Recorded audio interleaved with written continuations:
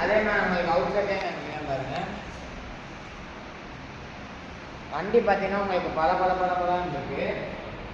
அதே மாதிரி பார்த்தீங்கன்னா உங்களுக்கு வண்டி எங்கேயுமே அடிபட்டுருக்காது. புது வண்டி.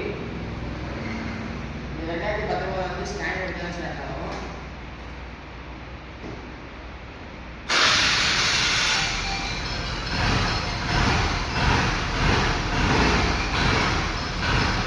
இங்கெல்லாம் சூப்பராக இருக்கும்.